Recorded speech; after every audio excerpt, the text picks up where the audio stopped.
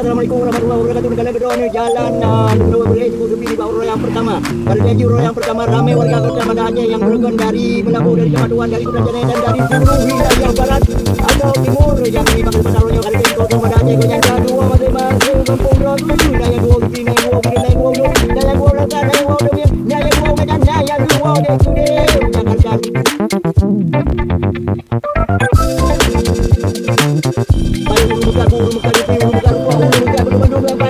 Jangan yang cukup ini wajah ini dengan wajahnya dan udah orang pada orang puana dia pintu bina orang warna hijau yang terakhir dua sana agai baru play.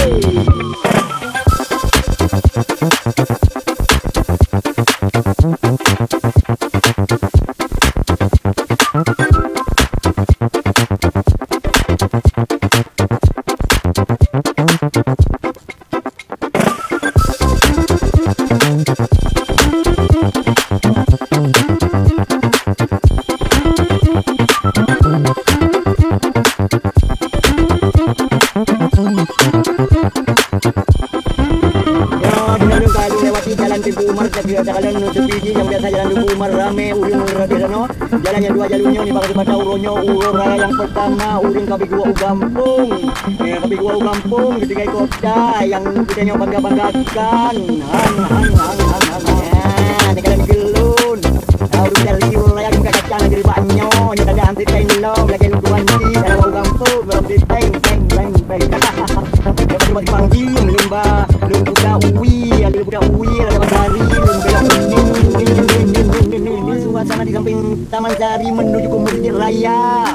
Dah kala bab dinalan dia bukan ramai urang atau hana. Dia tadi bang Masjid Raya di Puro Raya ramai pedagang makanan. Untuk ada yang main kino, ada berapa kalinya berbacara pun ramai atau hana.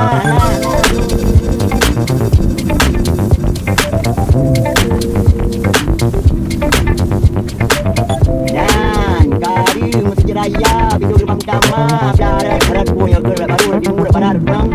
Ya.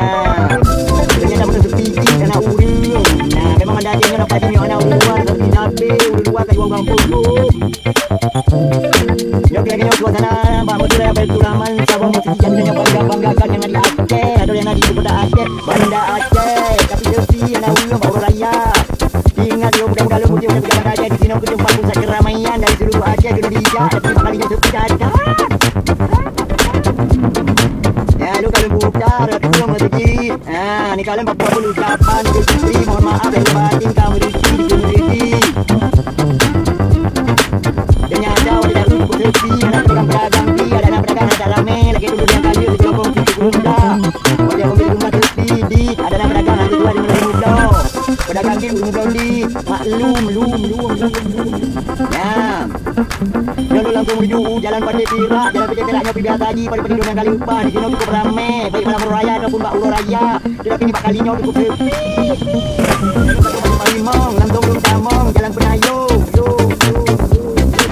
Jalan Palimong cukup sepi, anak uring tapi dia pergi coba-coba. Lewat langsung, hai, baik sampai naruh merah, pihak lalu naruh merah. Cuma lucu jalan mancang, lewat, no, langsung kita laju supaya baik tengok jalan merah karena sepi anak uring yang mungkin baik sampai.